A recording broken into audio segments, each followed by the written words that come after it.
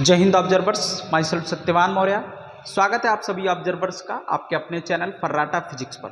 फर्राटा physics में आज हम लोग न्यूमेरिकल सॉल्व करेंगे और आज जो हम लोग न्यूमेरिकल सॉल्व करने चल रहे हैं that is the class 12th physics NCERT का न्यूमेरिकल सॉल्व करने चल रहे हैं, चैप्टर 1 का एग्जाम्पल नंबर 1.13। तो हम लोग क्वेश्चंस को पहले पढ़ेंगे, लेकिन उससे पहले देख लेते हैं कि क्या आज हम लोग सॉल्व करने चल रहे हैं। क्लास 12th का न्यूमेरिकल है, क्लास 12th का, और फिजिक्स का न्यूमेरिकल हम लोग सॉल्व करेंगे। और चैप्टर 1 का न्यूमेरिकल है, चैप्टर 1 का एग्जाम्पल, चैप्टर 1 NCERT और ये न्यूमेरिकल सॉल्व करने चल रहे हैं, न्यूमेरिकल है। और एग्जाम्पल नंबर हम लोग जो सॉल्व करेंगे, एग्जाम्पल नंबर हो जाएगा 1.13। ठीक है, तो क्वेश्चंस को मैं पढ़ने चल रहा हूं। मैंने स्क्रीन पर क्वेश्चन को लगा दिया है, तो आप अपनी बुक भी ओपन करके क्वेश्चंस को पढ़ सकते हैं, या फिर स्क्रीन पर जो क्वेश्चन लगा है इसको बहुत ध्यान से आप पढ़िएगा। ठीक है, तो देखिए मैं साइड हो जाता हूं, क्वेश्चंस को आप पढ़िए, देखिए ध्यान से। क्वेश्चंस में एक डायग्राम भी है, और देखिए, an early model for an atom considered it to have a positively charged point nucleus of charge Zi surrounding by a uniform density of negative charge up to a radius r. The atom as a whole is neutral.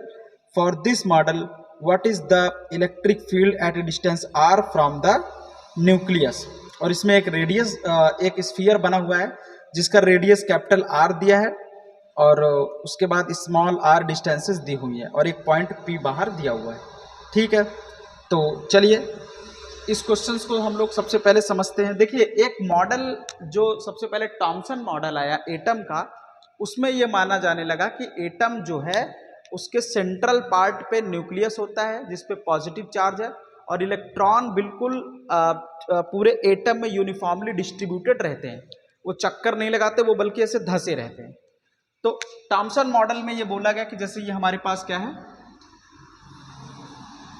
Atom होता है, इसके centre पर क्या होता है, nucleus, और जिसके पास charge कितना है, पॉजिटिव Ze। ठीक है, और उसके बाद इसकी जो रेडियस है सपोज कर, और इलेक्ट्रॉन जो है इस तरह से इसमें एम्बेडेड होते हैं, धंसे हुए हैं यूनिफॉर्मली। और उसके बाद क्या है कि इसका जो रेडियस होता है सेंटर से वो कितना है पूरे एटम का, that is the capital R। Radius कितना है, कैपिटल R। हमें इलेक्ट्रिक फील्ड बताना है अंदर किसी पॉइंट पर जिसकी डिस्टेंस R है, मान लेते हैं यहाँ पे इसकी डिस्टेंस R है, और बाहर पॉइंट पर भी बताना है, तो अंदर और बाहर दोनों जगह में इलेक्ट्रिक फील्ड बताना है। ठीक है, तो सबसे पहले एटम क्या ट्रीट किया जाता था, atom was neutral, atom was neutral. और जब एटम वॉज न्यूट्रल, तो अगर इसके न्यूक्लियस के पास पॉजिटिव Ze चार्ज है, तो पूरे एटम में कितना चार्ज होगा, डिस्ट्रीब्यूटेड होगा निगेटिव चार्ज -Ze। तो पूरा वॉल्यूम में, द होल वॉल्यूम, ये थोड़ा सा थ्योरेटिकल टाइप का है, तो क्वेश्चन को देखिएगा, the whole volume is distributed with -Ze charge. तो पूरे वॉल्यूम में कितना चार्ज टोटल डिस्ट्रीब्यूटेड है, -Ze। ठीक है, तो चार्ज डेंसिटी कितना हो जाएगा, तो Q यहाँ पे मैं लिख देता हूँ, Q इक्वल टू हो जाएगा -Ze। ध्यान से देखिएगा पूरा, तो चार्ज डेंसिटी कितना हो जाएगा, charge density rho equal to होता है चार्ज अपॉन वॉल्यूम, तो Q upon 4/3 pi R3। Okay, this is the charge density. तो रो इक्वल टू कितना हो जाएगा, -Ze अपॉन 4/3 पाई R3। ठीक है, तो अब हमें बताना है कि इस, सपोज करते हैं ये R डिस्टेंस है, R डिस्टेंस पर हम लोग क्या करेंगे, एक गॉसियन सरफेस स्फेरिकल बनाएंगे, यहाँ पे हमें इलेक्ट्रिक फील्ड बताना है।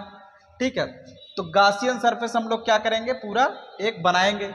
तो गॉसियन सरफेस से पर अब हम लोग गॉसेस लॉ अप्लाई करेंगे, तो यहाँ पे जब गॉसेस लॉ अप्लाई करेंगे तो फाई इक्वल टू क्या होता है, देखिएगा। सो फाई इक्वल टू होता है, फाई इक्वल टू होता है ई कहाँ पे, आर पर, E into 4 pi R square. इसका जो एरिया होगा वो कितना होगा सरफेस का, 4 pi R square, 4 pi small R square, ठीक है।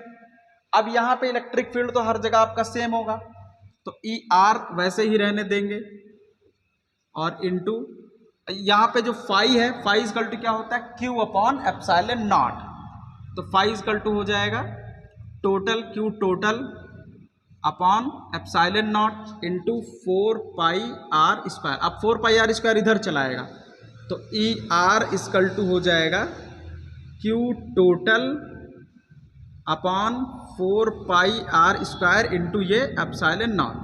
अब टोटल इसके अंदर कितना चार्ज है, टोटल इसके अंदर चार्ज कितना है, प्लस जेड ई चार्ज है, और ये जो इलेक्ट्रॉन यहाँ पे डिस्ट्रीब्यूटेड है वो वाला चार्ज है। तो अब ये वाला चार्ज तो प्लस जेड ई पता चल गया, लेकिन अब ये वाला चार्ज कितना है, तो यहाँ पे जो चार्ज निकालेंगे वो आपका हो जाएगा, तो क्यू टोटल इक्वल टू, देखते रहिए, क्यू टोटल इक्वल टू हो जाएगा प्लस जेड ई, ठीक है, और उसके बाद प्लस जेड ई प्लस अगला जो चार्ज होगा यहाँ पे चार्ज डेंसिटी इंटू वॉल्यूम। तो रो कितना है, rho into 4/3 pi small R cube. इतना चार्ज क्या होगा, ये अंदर होगा।